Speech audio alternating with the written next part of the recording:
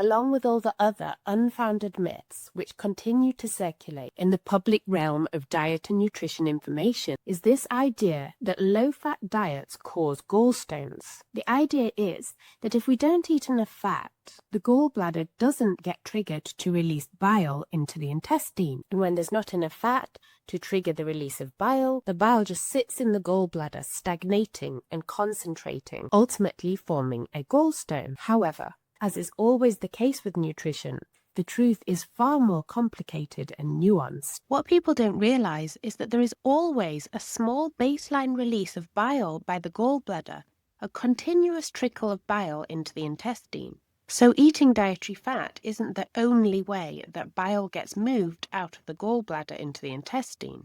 And also, many people don't realize that it doesn't take much fat at all to trigger extra bile release by the gallbladder. As little as 2 to 3 grams of fat can trigger gallbladder contraction and bile into the intestine. The most obvious and strongest evidence that diets free of added fats do not cause gallstones are the cultures with traditionally low-fat diets that have historically very low rate of gallstones. For example, traditional Asian diets, Japan, rural China, Korea, and traditional African diets, calories from fat, and historically have extremely low prevalence of cholesterol gallstones. And lastly, the traditional Okinawan diet. This is one of the world's lowest fat blue zone diets, which was historically 6 to 10% fat. This is a very low fat diet, whilst having very low gallbladder disease rate. This is clear evidence that a very low fat diet not only does not cause gallstones, it appears to actually be protective against gallstone development. So where does this idea come from that we need to eat added fats to prevent gallstones? As usual, it is a case of lots of conclusion jumping and not paying attention to the finer details of the studies. Fat, to avoid gallstone formation, are in the very low-calorie, rapid fat loss diets. This is a very specific diet context, which in itself makes the body more vulnerable to developing gallstones. So why does a very low-calorie, rapid fat loss diet make someone more vulnerable to forming gallstones? When you lose a lot of fat rapidly, the fat cells release fatty acids, and the liver gets flooded with these fatty acids. The liver absorbs these fatty acids in bulk, and this drives the liver to make more cholesterol.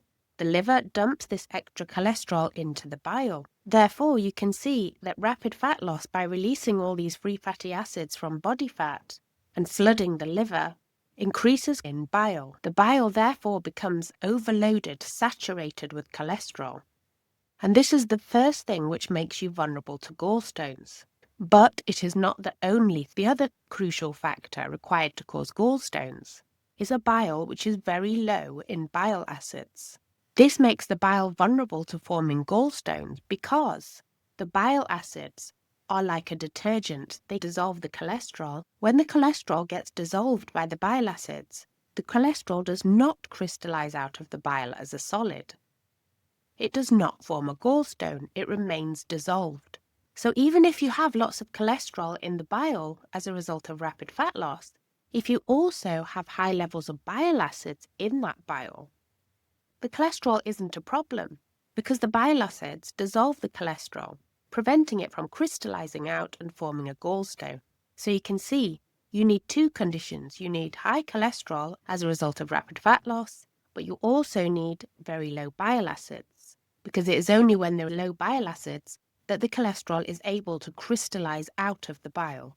So the other way that a very low-calorie rapid fat loss diet further increases the vulnerability to forming a gallstone is that it decreases the amount of bile acids in the bile. And this occurs because a very low-calorie diet is a diet low in food. Food is important to preventing gallstones because food increases bile, the production of bile acids by the liver. Specifically, it is insulin that increases bile synthesis. Therefore, if you eat a very low-calorie diet, which is low in food, and therefore low in carbohydrates, and insulin spikes, bile synthesis will be reduced. You will have less bile acids in the bile.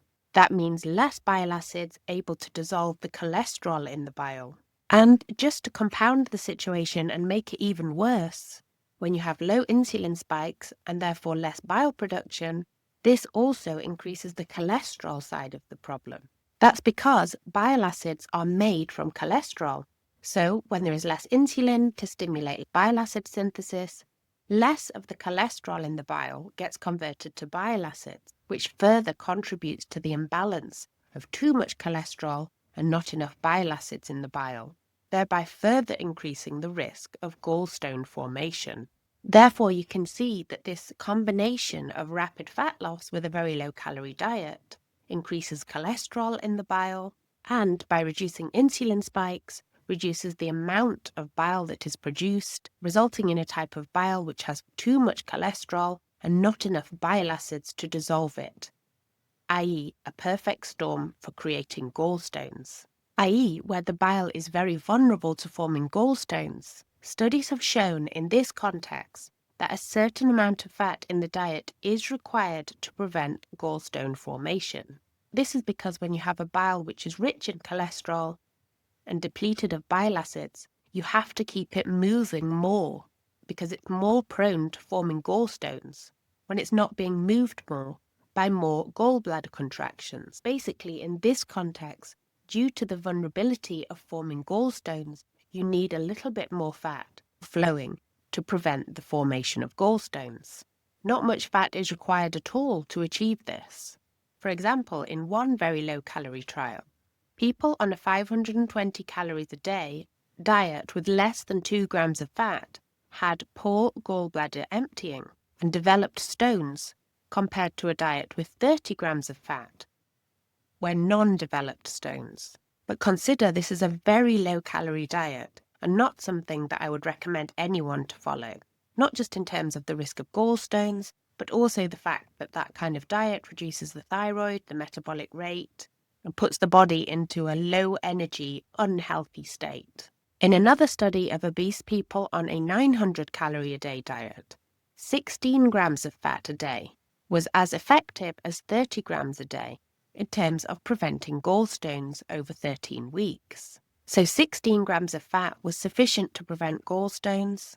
This is still not exactly a high-fat diet by any means. And again, remember it is a specific diet context, a very low-calorie diet with rapid fat loss. If you are not eating a very low-calorie diet, which I don't recommend anyone do, and you are losing weight at a slower, more steady pace, there will be less cholesterol in the bile. And because you are not eating a very low-calorie diet, you should be getting plenty of carbohydrates and plenty of insulin spikes necessary to produce lots of bile acids. So you should have a much more balanced type of bile with less cholesterol and more bile acids. This type of bile is nowhere near as vulnerable to forming gallstones. Therefore, it doesn't need to be moved as much by gallbladder contractions.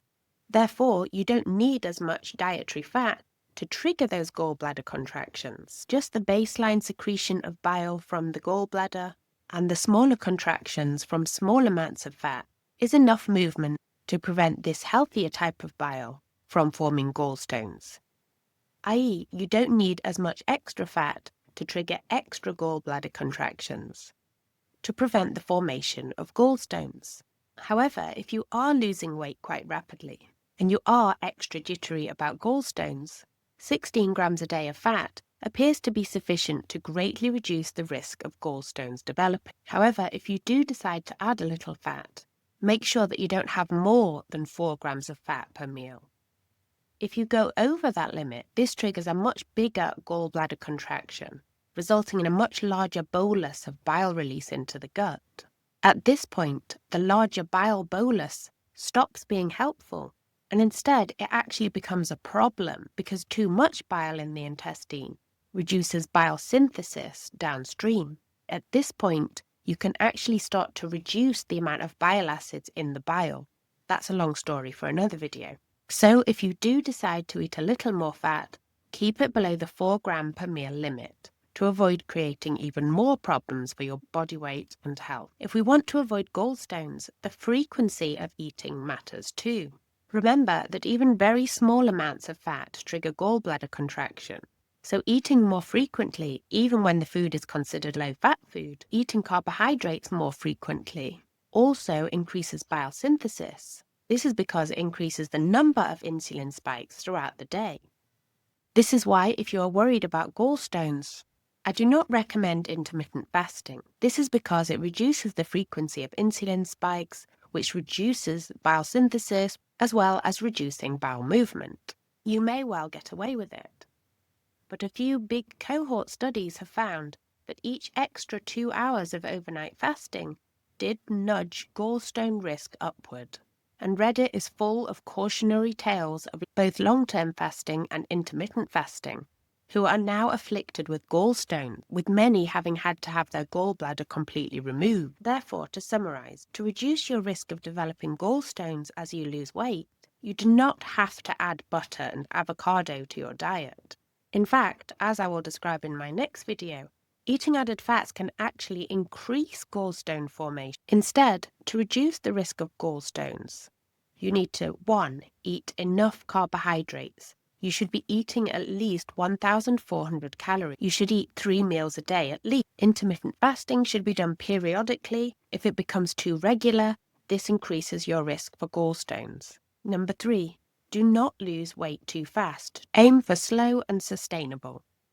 This strategy has the best record for long-term success and absence of gallstone horror stories.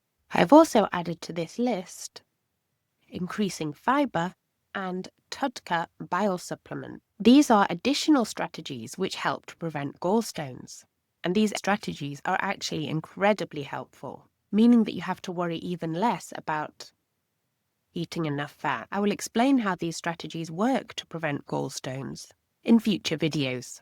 So I have mentioned in this video that contrary to the myth, and in the context of a healthy amount of carbohydrates, as opposed to a very low-calorie diet, low-fat diets actually protect against the formation of gallstones. In fact, a low-fat diet is the best way to eat to prevent gallstones. In an upcoming video, I will show the evidence and explain how high-protein, high-fat diets increase the risk of gallstones. Similar to very low-calorie rapid fat loss diets, they also create the conditions in the gut that increase the risk of gallstone formation.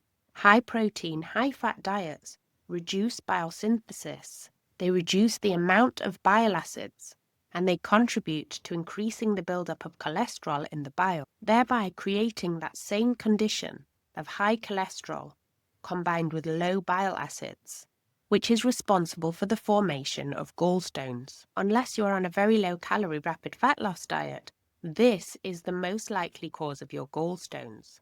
It is too much fat and too much protein. It is the cause of your gallstones and the rest of your poor health and weight gain, for that matter. I'll be dropping this video very soon, plus videos on how certain types of fiber and the bile supplement TUDCA, so please do subscribe to make sure you don't miss any of that. Thank you for listening and hopefully see you in the next one.